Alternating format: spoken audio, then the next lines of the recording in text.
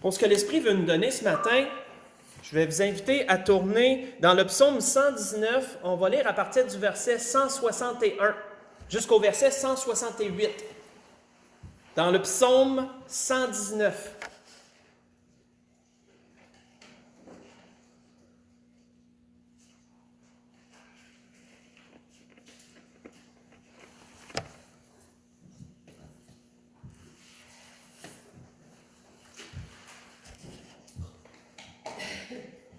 Vous savez, ce psaume, pendant que vous y tournez, juste une petite parenthèse à propos de ce psaume. On sait que ce psaume est vraiment spécial par rapport aux autres psaumes des Écritures.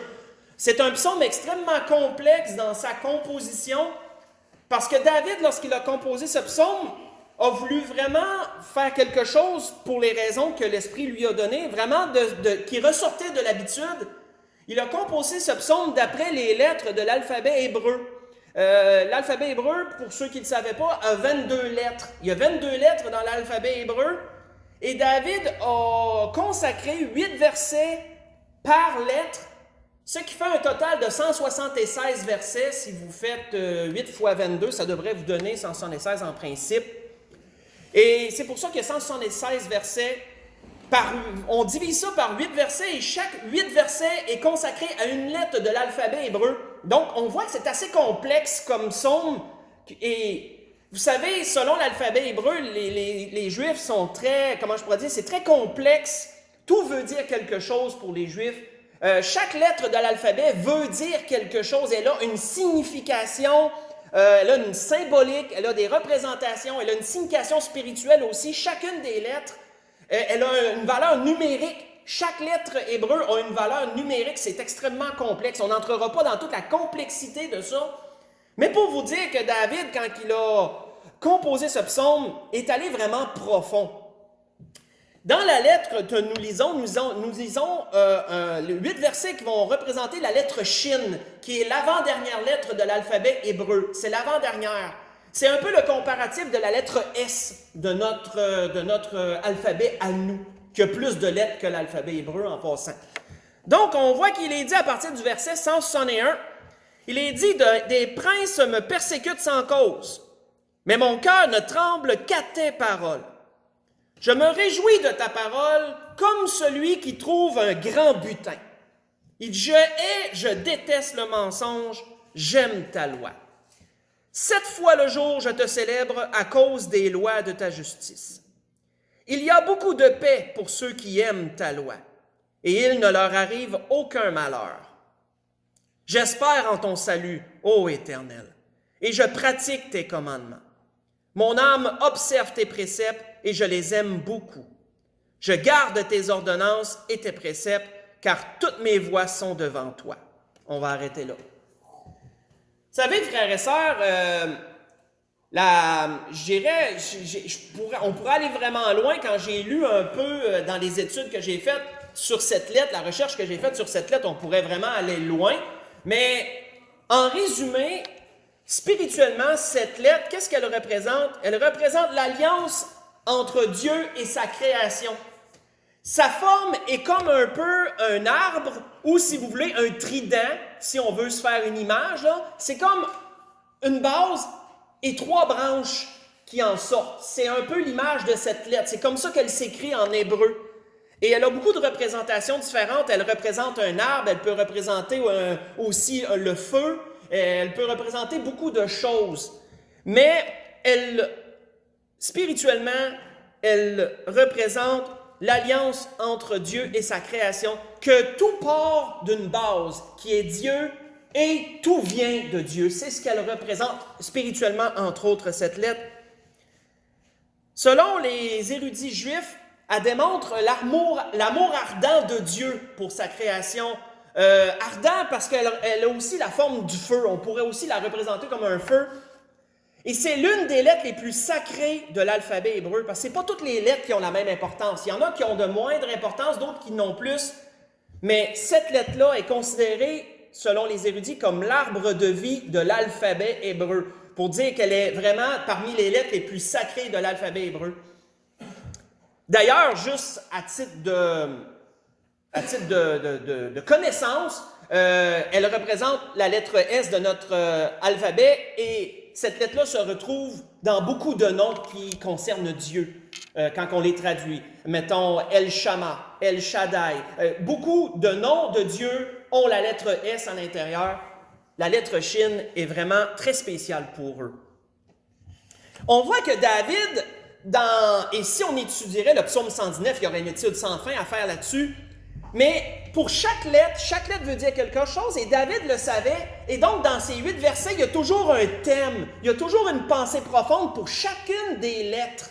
Et donc, on peut aller très loin, mais on va rester dans le principal. On voit que David avait comme pensée profonde, il y avait comme thème, je pourrais dire ainsi, dans ce qu'on a lu pour la lettre Shin, il y avait comme thème la parole de Dieu, la loi de Dieu. Notez à quel point ça revient souvent que David il dit « J'écoute ta loi, j'aime ta loi ». Comme il dit au verset 162, il dit « Je me réjouis de ta parole comme celui qui trouve un grand butin ». On voit que cette lettre, David la consacrait à l'attachement qu'il avait pour la parole de Dieu et surtout d'entendre la parole de Dieu. L'attachement qu'il avait pour entendre la parole de Dieu. Le désir qu'il avait d'entendre ce que Dieu voulait dire dans toutes ses lois, ses ordonnances, etc. On voit que, je vais juste vous lire certains autres versets parce que oui, ce thème revient brièvement dans certaines autres portions du psaume 119, mais elle est vraiment consacrée dans cet endroit-là. Mais brièvement, on voit que David amenait ça dans plusieurs endroits, ce désir d'entendre la parole et cet amour pour l'entendre, cet amour pour Dieu pour l'entendre. On voit qu'il est dit, je me réjouis, dit-il à un autre endroit, je me réjouis en suivant tes préceptes, comme si je possédais tous les trésors, disait David. Vous voyez ça au verset 14 du psaume 119. Je me réjouis comme si je possédais tous les trésors à cause que j'ai ta parole. On voit qu'à un autre verset, David dit, mieux vaut pour moi la loi de ta bouche que 1000 objets d'or et d'argent. Vous voyez ça au verset 72, toujours du psaume 119. Vaut mieux pour moi la loi de ta bouche que 1000 objets d'or et d'argent. Ça veut dire une énorme richesse. Vaut mieux ce que tu me donnes que tout le reste, en termes plus simples. On voit qu'à un autre verset, il dit encore ceci. Il dit, tes préceptes sont toujours mon héritage, ils sont la joie de mon cœur. Tes préceptes sont mon héritage. Vous savez, quand tu as un héritage, c'est précieux, un héritage. Des parents, maintenant c'est moins, mais anciennement, on voyait ça que les parents consacraient leur vie à laisser un héritage à leurs enfants. Que ce soit une terre à cultiver, que ce soit un montant d'argent pour les aider à partir dans la vie, l'héritage était très précieux aux yeux des enfants, là.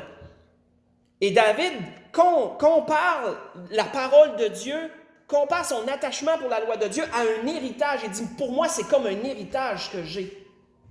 Puis ça fait la joie de mon cœur. Il a dit ça au verset 111 du psaume 119. Et un dernier verset que je vais vous lire, il dit, c'est pourquoi j'aime tes commandements plus que l'or et que leur fin. Vous voyez ça dans le psaume le verset 127 du psaume 119. J'aime tes commandements plus que l'or et que leur fin. On peut voir, frères et sœurs, à travers tout cela, on peut voir l'attachement que David avait pour la parole de Dieu, la loi de Dieu. Et vous savez, frères et sœurs, ça représente le désir de Dieu pour son peuple. On voit que depuis que Dieu avait fait sortir son peuple d'Égypte, Dieu avait un désir profond pour son peuple. Je vais juste vous lire. On voit que Dieu avait dit, lorsqu'il a amené son peuple au mont Sinaï, Dieu a dit, Moïse monta vers Dieu, et l'Éternel l'appela du haut de la montagne en disant, tu parleras ainsi à la maison de Jacob, et tu diras aux enfants d'Israël, vous avez vu ce que j'ai fait en Égypte, comment je vous ai porté sur des ailes d'aigle, et je vous ai amené vers moi. Maintenant, si vous écoutez ma voix, si vous gardez mon alliance, si vous m'appartiendrez entre tous les peuples, car toute la terre est à moi. Vous serez pour moi un royaume de sacrificateurs et une nation sainte. Voilà les paroles que tu diras aux enfants d'Israël. On voit qu'il est dit par la suite, Moïse vint appeler les anciens du peuple, et il mit devant eux toutes ces paroles, comme l'Éternel le lui avait ordonné. Le peuple tout entier répondit, « Nous ferons ce que l'Éternel nous a dit. » Et Moïse rapporta les paroles au peuple, et l'Éternel dit à Moïse, « Je viendrai vers toi dans une épaisse nuée, afin que le peuple entende quand je te parlerai, et qu'il ait toujours confiance en toi. » Ce que je vous ai lu, c'est dans l'Exode, chapitre 19, j'ai lu du verset 3 au verset 9. Mes frères et sœurs, on voit que le désir de Dieu, c'était de réunir son peuple, qu'il entende les paroles qu'il avait à lui dire. Parce que Dieu leur disait, si vous en prenez la peine d'entendre puis d'écouter les paroles que je vous dis, vous allez démontrer que vous m'appartenez parmi tous les peuples. Vous serez vrai, je vais faire de vous une nation sainte. On voit que c'est ce qu'il avait dit à l'ancienne génération, celle qui était sortie de l'Égypte et qui est morte dans le désert, malheureusement, à cause de leur incrédulité plus tard. À la nouvelle génération, par la bouche de Moïse avant qu'il meure, Dieu avait dit quelque chose de semblable à cela. Il est dit, Moïse écrivit cette loi, l'a remis au sacrificateur, fils de Lévi, qui portait l'arche de l'Alliance de l'Éternel, et à tous les anciens d'Israël. Et Moïse leur donna cet ordre. Tous les 7 ans, à l'époque de l'année du relâche, à la fête des tabernacles, quand tout Israël viendra se présenter devant l'Éternel, ton Dieu, dans le lieu qu'il choisira, tu liras cette loi devant tout Israël en leur présence. Tu rassembleras le peuple, les hommes, les femmes, les enfants, l'étranger qui sera dans tes portes, afin qu'ils t'entendent et qu'ils craignent, afin qu'ils apprennent à craindre l'Éternel votre Dieu, à observer et à mettre en pratique toutes les lois, les paroles de cette loi. Ce que je vous ai lu, c'est dans le Deutéronome 31, verset 9 au verset 12, où que vous voyez qu'à la nouvelle génération, il était un peu prescrit comme à l'ancienne. Dieu avait le désir de rassembler son peuple pour qu'il entende les paroles de la loi. C'est pas pour rien, frères et sœurs, que Dieu désirait cela. Tournons dans le Deutéronome 4. Deutéronome chapitre 4. Allons voir pourquoi Dieu désirait que son peuple entende ses paroles. À quel point Dieu le désirait de le rassembler pour qu'il vienne entendre les paroles qu'il avait à lui dire. On le voit dans le Deutéronome 4, c'est clairement dit.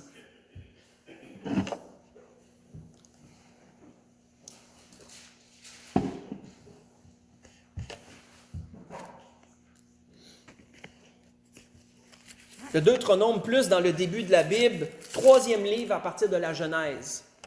3e ou 4e? 4e livre, excusez-moi. 4e, même 5e. Oui, 5e. Dans le Deutéronome chapitre 4, on voit à partir du verset 6.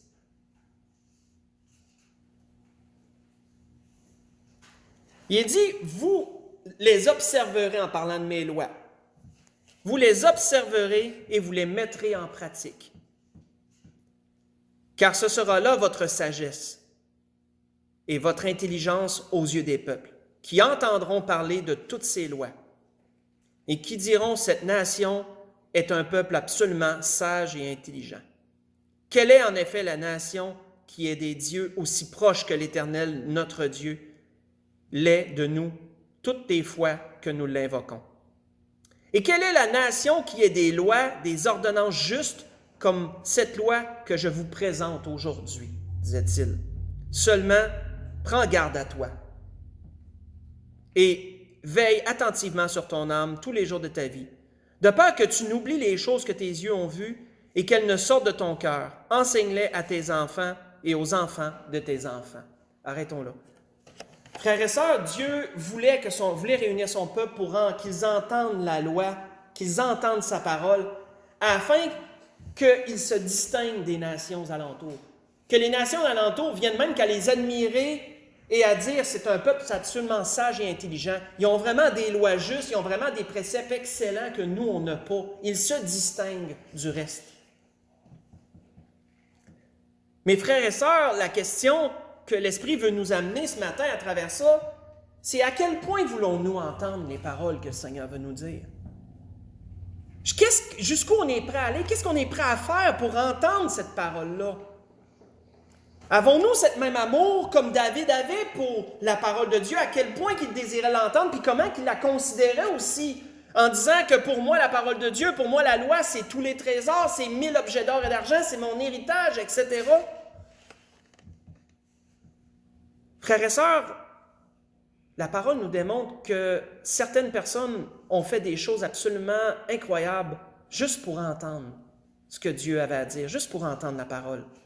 Et voyons certaines de ces choses. Tournons dans 1er Roi, chapitre 10. Continuons.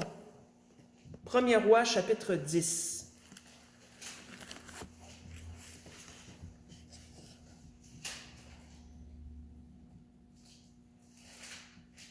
Premier livre des Rois, chapitre 10. On va voir un exemple de ce que des gens ont été prêts à faire pour entendre la parole de Dieu. Premier Roi, chapitre 10. On va lire à partir du verset 1. On voit qu'il nous est dit, la reine de Séba apprit la renommée que possédait Salomon, à la gloire de l'Éternel. Et elle vint pour l'éprouver par des énigmes. Elle arriva à Jérusalem avec une suite fort nombreuse, avec des chameaux portant des aromates, de l'or en très grande quantité, des pierres précieuses. Elle se rendit auprès de Salomon et elle lui dit tout ce qu'elle avait dans le cœur. Et Salomon répondit à toutes ses questions et il n'y eut rien que le roi ne sache lui expliquer. Arrêtons là. Nous savons un peu, frères et sœurs, l'histoire de Salomon.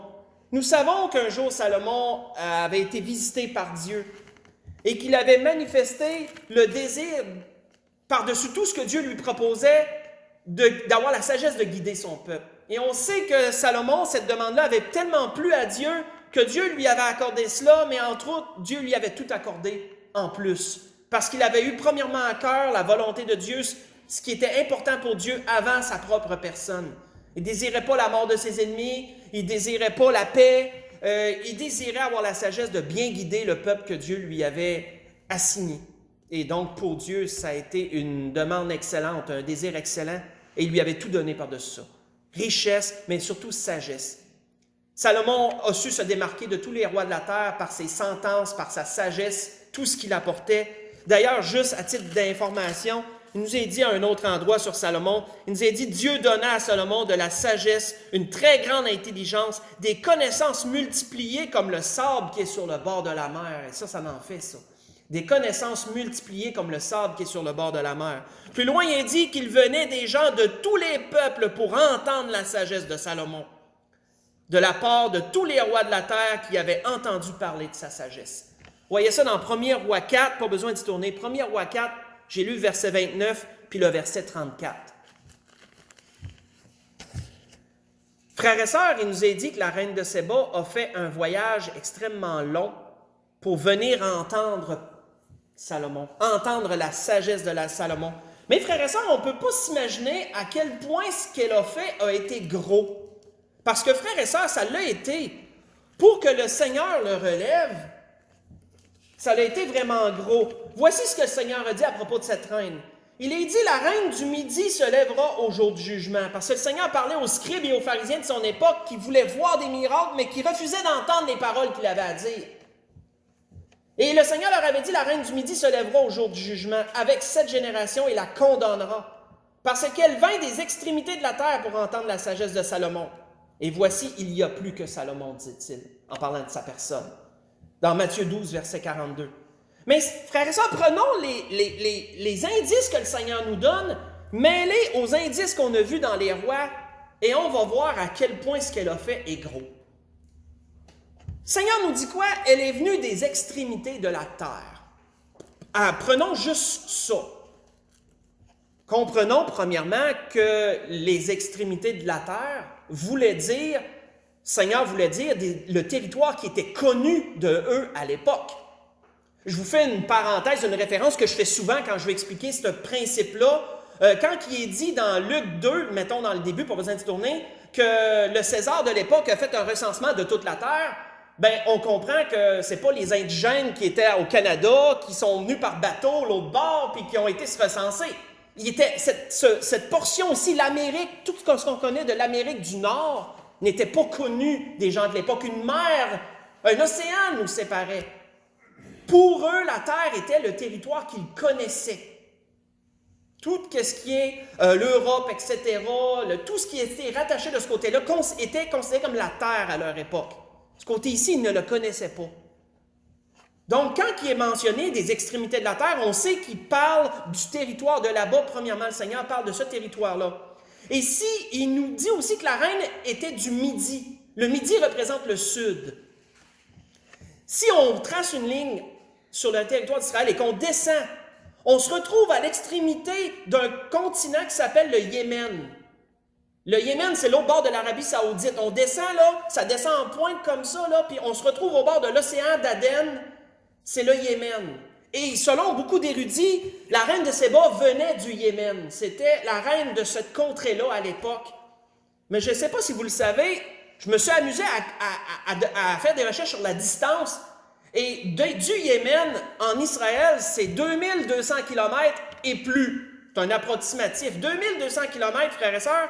Et on sait qu'elle n'a pas fait ça par bateau. Parce qu'il nous est dit qu'elle est venue par chameau, dans ce qu'on a lu dans les Rois. Elle a apporté des grandes quantités d'or, des aromates qui étaient portés à d'autres chameaux. Les chameaux ne sont pas réputés pour être capables d'embarquer sur des bateaux. Je ne sais pas si vous savez, mais un chameau, ça a besoin de la terre ferme. Ça. C'est pas comme un cheval ou autre. Ça a besoin de la terre ferme. Et un chameau, ça ne marche pas vite. Mais ça résiste aux rigueurs du désert, par contre.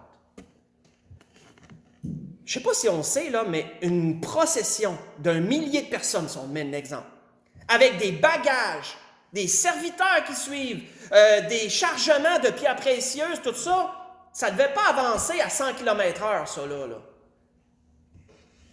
Il a été calculé par certains qui ont voulu aller plus loin qu'un tel voyage avec la telle procession qu'elle avait a pu prendre en 4 mois environ pour partir de chez eux puis se rendre en Israël. 4 mois, c'est quasiment un tiers d'année. C'est un tiers d'année, ça, frères et sœurs. Juste pour entendre la sagesse de Salomon. C'est sûr qu'à dans ce temps-là, il n'y avait pas de télé, pas d'Internet, on ne peut pas faire des recherches, puis aller tout de suite entendre par YouTube, puis aller voir qu'est-ce que quelqu'un dit, mettons, s'il a mis ces messages-là, mettons, ou sur Facebook, peu importe. Et dans ce temps-là, il se déplaçait, avec les moyens qu'il avait. Frère et sœur, quand on considère l'ampleur de ce qu'elle a fait, 4 mois pour aller passer un séjour en Israël et entendre la sagesse de Salomon et tout ce qu'il avait à lui dire, parce qu'elle avait bien des questions à poser.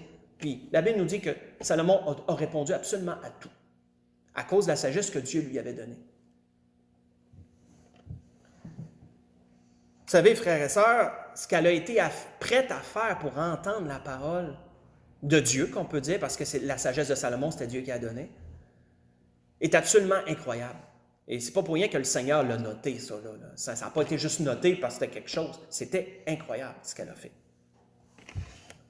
Si on continue, frères et sœurs, mais qu'on va dans le Nouveau Testament, si on va dans Matthieu 8, tournons dans Matthieu chapitre 8, allons explorer le Nouveau Testament et voir cela. Qu'est-ce qu'il y en a qui étaient prêts à faire pour entendre la parole du Seigneur? Encore là, on va voir, frères et sœurs, que c'était assez incroyable ce que certains étaient prêts à faire pour l'entendre.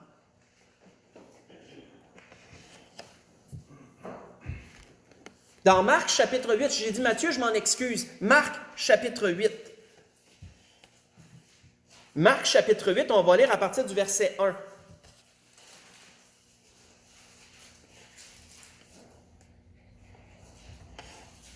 Verset 1 au verset 3, Évangile selon Marc, chapitre 8. Il est dit en ces jours-là, une foule nombreuse s'était de nouveau réunie. Ils n'avaient pas de quoi manger. Jésus appela ses disciples et leur dit, « Je suis ému de compassion pour cette foule, car voilà 3 jours qu'ils sont près de moi et ils n'ont rien à manger. Si je les renvoie chez eux à jeun, les forces leur manqueront en chemin, car quelques-uns d'eux sont venus de loin. » Arrêtons là. Vous savez, frères et sœurs, lorsque Jésus a entrepris son ministère, lorsque sa renommée a commencé à se faire connaître, par les miracles qu'il faisait et par la sagesse qui sortait de sa bouche dans ses enseignements, les gens, frères et sœurs, ont commencé à affluer pour l'entendre, le Seigneur. Les gens avaient une soif d'entendre la parole qui sortait de sa bouche. Mais une telle soif, frères et sœurs, qu'il y en a qui faisaient vraiment des choses assez extrêmes pour pouvoir être là et entendre. On voit que lors de la multiplication des pains pour les 4000 personnes, pourquoi il y a eu un besoin de multiplication? C'est parce que les gens avaient tellement suivi Jésus sur une longue distance, puis c'était pas chez eux, là. Ils avaient tout laissé en arrière d'eux, puis ils suivaient le Seigneur. Puis le Seigneur a dit, je ne peux pas les renvoyer, j'ai peur qu'ils ne se rendent pas chez eux, tellement qu'ils sont venus de loin pour certains. Le Seigneur a décidé de les nourrir sur place, pour qu'ils aient la force de retourner chez eux.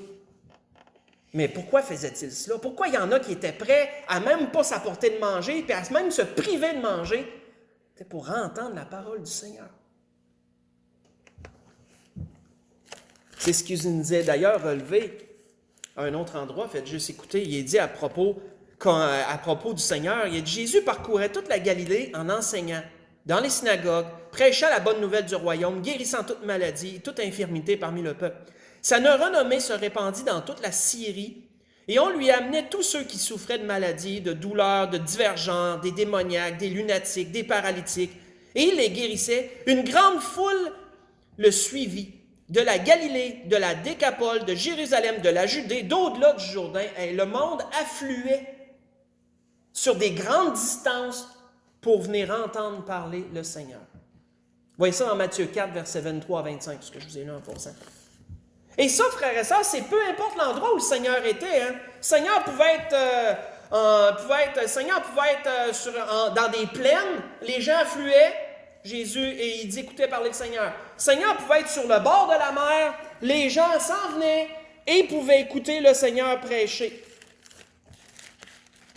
On voit d'ailleurs qu'il nous est mentionné ceci, à propos d'une autre circonstance, il est dit, comme Jésus se trouvait auprès du lac de Génézareth et que la foule se pressait autour de lui pour entendre la parole de Dieu, il vit au bord du lac 2 barques d'où les pêcheurs étaient descendus pour laver leurs filets. Il monta dans l'une de ces barques qui était à Simon, et il le pria de s'éloigner un peu de terre, puis il s'assit, et de la barque, il enseignait la foule. Dans Luc, chapitre 5, verset 1 à 3, que j'ai lu. Vous savez, frères et sœurs, il y en a qui étaient prêts à tout arrêter ce qu'ils faisaient pour entendre la parole du Seigneur. Vous avez l'exemple de Marthe et Marie que vous connaissez bien dans Luc 10, verset 39, pas besoin de tourner. Où Marie s'occupait des tâches domestiques, puis je disais Marthe, et Marie, elle, a pris le temps de s'asseoir, de s'arrêter, puis d'écouter ce que le Seigneur voulait dire.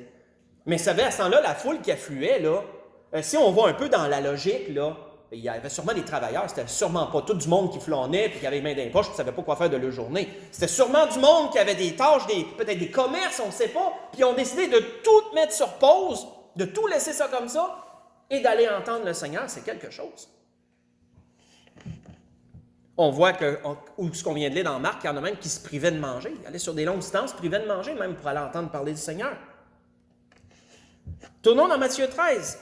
Alors, on voit un commentaire que le Seigneur un jour a dit à ses apôtres, à cause de la grâce qu'ils avaient. Commentaire que le Seigneur a dit à ses apôtres, dans Matthieu 13. Matthieu, chapitre 13.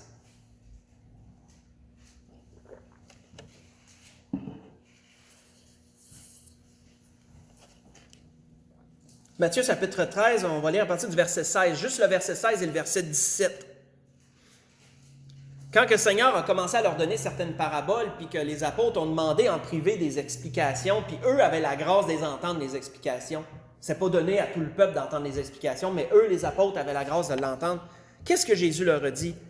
Il leur a dit au verset 16, « Mais heureux sont vos yeux parce qu'ils voient, et vos oreilles parce qu'elles entendent. Je vous le dis en vérité, beaucoup de prophètes et de justes ont désiré voir ce que vous voyez et ne l'ont pas vu, entendre ce que vous entendez et ne l'ont pas entendu. » Ici, frères et sœurs, à l'époque des patriarches, puis des générations qui ont suivi, Jésus aurait été à leur époque. Eux qui fonctionnaient, qui marchaient, qui prêchaient sur le Christ à venir, si Jésus aurait été à ce temps-là au milieu d'eux, imaginez tous les sacrifices qu'il aurait été prêt à faire pour l'entendre, si déjà il faisait des choses énormes pour entendre un à peu près de ce qui était à venir. Ça aurait été absolument incroyable ce qu'Abraham aurait fait pour entendre Jésus s'il aurait su que Jésus était là. Admettons. Et Jésus leur a dit aux apôtres, il dit, vous ne réalisez pas la chance que vous avez, la grâce que vous avez, parce qu'il y en a beaucoup qui ont désiré entendre ça, puis ils ne l'ont pas entendu. Mais vous, vous êtes là, vous êtes dans la génération, ça arrive, et vous l'entendez. Vous entendez tout ça. Frères et sœurs, nous sommes absolument bénis en 2019, que même si le Seigneur n'est pas physiquement au milieu de nous, pour nous parler, qu'il nous ait laissé sa parole. Que Dieu ait permis que les paroles du Seigneur soient répertoriées et qu'elles nous aient été laissées et qu'on puisse la lire comme on le veut chez nous et l'entendre à toutes les fois où l'Église décide de se réunir par la bouche du oint que le Seigneur a mis sur l'Église. On a toujours la grâce d'entendre les paroles du Seigneur de nos jours. Ce qui n'est pas donné, si les époques passées avaient eu la chance d'avoir la Bible, déjà, là, il aurait été fou comme braque, excusez l'expression, mais il aurait été vraiment là, hors d'eux de pouvoir avoir ce livre-là qui se promène, de pouvoir toujours aller puiser dedans. Ils ne l'avaient pas. Et nous, on l'a. D'entendre des gens leur prêcher la parole de Dieu, pas tout le monde qui a eu la grâce d'avoir ça dans les temps passés. Nous, on l'a. Mes frères et sœurs, à quel point on apprécie ça. Dernier exemple avant de conclure, tournons dans les Actes chapitre 10. Après le Seigneur, on voit que ça s'est continué, ça. Et encore des gens ont fait des choses vraiment grandes pour démontrer leur désir d'entendre. Dans les Actes, au chapitre 10, avant d'aller à la conclusion du message, on va lire à partir du verset 30 au verset 33. Il nous est mentionné l'histoire d'un homme, d'un païen, d'un centenier du nom de Corneille, qui est un homme juste et pieux, puis qui cherchait Dieu. Et comme le Seigneur l'a si bien dit, celui qui cherche trouve. Et donc le Seigneur s'est présenté à lui, un ange est venu, Dieu a envoyé un ange se présenter à Corneille. Et il lui a dit quoi faire pour trouver Dieu, si on pourrait dire, pour trouver Jésus-Christ. Il lui a dit quoi faire. Envoie chercher un homme du nom de Pierre, ramène-le.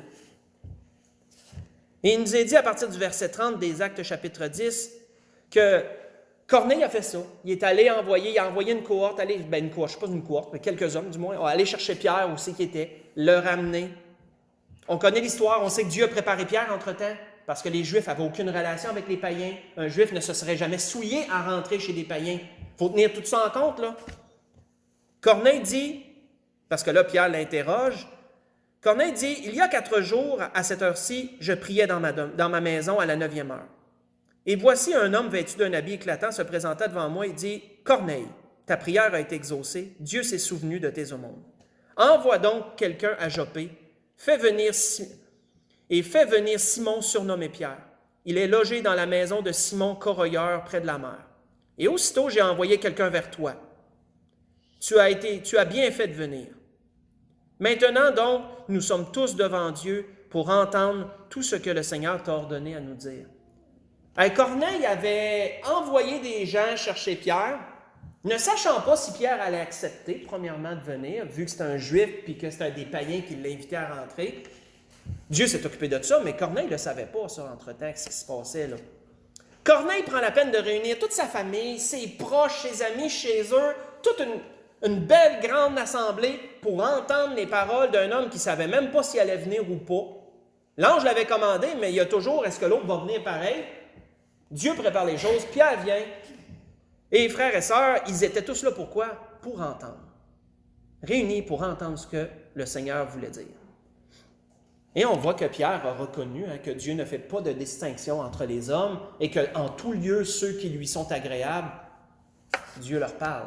Et ainsi, nous connaissons la suite. Ils ont reçu le témoignage du Seigneur, ils l'ont reçu, ils l'ont accepté, et ils ont pu être baptisés, etc., etc. Mes frères et sœurs, quand on regarde ce que des gens ont été prêts à faire, autant la reine de Séba dans l'Ancien Testament, autant tous les gens du Nouveau Testament, je veux dire que pendant le temps du ministère de notre Seigneur, on peut voir qu'il y avait une soif d'entendre ce que Dieu voulait dire. Et frères et sœurs, est-ce que cette soif-là est encore nôtre aujourd'hui? Parce que vous savez, si on revient à ce que David disait dans le psaume 119, il y a un lien directement, frères et sœurs, si on comprend bien, il y a un lien direct entre la proximité qu'on a avec Dieu et le désir d'entendre ce qu'il veut nous dire. Il y a un lien direct entre les deux. Tu ne peux pas être proche de Dieu si tu ne désires pas entendre ce qu'il a à dire. Donc, je pense que la logique, ça semble très clair. Plus que tu désires entendre Dieu, plus tu vas être près de Dieu. Parce que les deux sont en lien direct. Là. Et David avait cette soif d'entendre la parole de Dieu parce que, puis on sait que David, c'est un roi qui était tellement proche de Dieu, que c'est un exemple dans bien des façons pour nous aujourd'hui encore. Et frères et sœurs, c'était ça ce que l'Esprit voulait nous donner ce matin. Nous ramener à cette réalité, à ce besoin, surtout en 2019, quand que les fondements de la vérité sont ébranlés avec tout ce qui se passe dans le monde, avec tout ce qui se véhicule, tout ce qui se prépare pour la grande tribulation qui s'en vient. La soif d'entendre la parole de Dieu doit être à son maximum, frères et sœurs. Elle doit être à son maximum dans les temps où on est rendu. Pourquoi? Concluons là-dessus. Tournons dans Hébreux chapitre 2. Dans le livre aux Hébreux chapitre 2, on va conclure là-dessus. Le livre aux Hébreux chapitre 2. Vers la fin du Nouveau Testament, le livre aux Hébreux. Chapitre 2. On va lire du verset 1 au verset 3.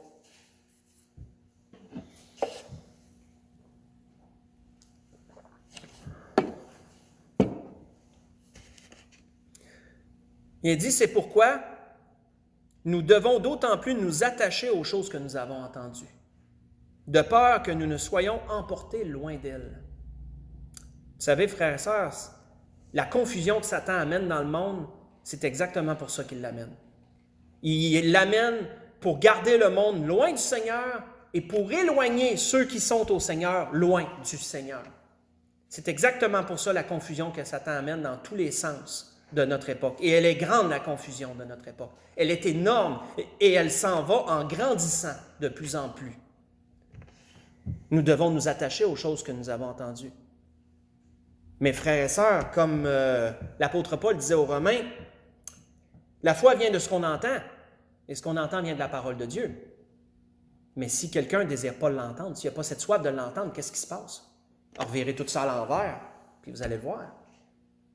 Ça commence par une soif d'entendre la parole de Dieu. Et ensuite, on se rapproche de Dieu.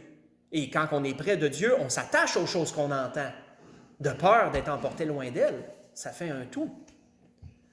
Car si la parole, est-il dit au verset 2, car si la parole annoncée par des anges a eu son effet, si toute transgression et toute désobéissance a reçu une juste rétribution, comment échapperons-nous en négligeant un si grand salut?